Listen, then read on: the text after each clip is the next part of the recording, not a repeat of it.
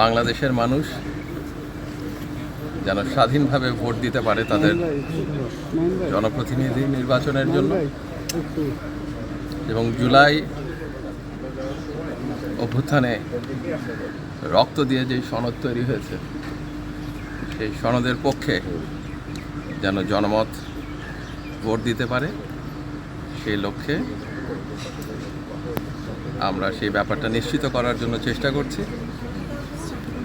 গণভোটে জুলাই সনদের পক্ষে যেন হ্যাঁ ভোট আসে, সেজন্য সবাইকে আহ্বান জানাচ্ছি যেন কখনোই আর ফ্যাসিবাদ, পতিত স্বৈরাচার ফ্যাসিবাদ কখনোই ফেরত না আসে বাংলাদেশে। ষড়যন্ত্র যারা করছে তারা মূলত পালিয়ে যাওয়া লোকরা এবং তাদের সঙ্গের দুর্বৃত্তরা করছে। বাংলাদেশের জনগণ রক্ত দিয়ে যে ধারা প্রতিষ্ঠা করেছে অন্যায় অবিচারের বিরুদ্ধে, সেই ধারা সমস্ত ষড়যন্ত্রকে প্রতিহত করে। বাংলাদেশের জনগণ 12ই ফেব্রুয়ারি গণভোটের পক্ষে অবস্থান নিয়ে এবং তাদের পছন্দের জনপ্রতিনিধি নির্বাচন করে বাংলাদেশের ভবিষ্যৎ নির্ধারণ করবে।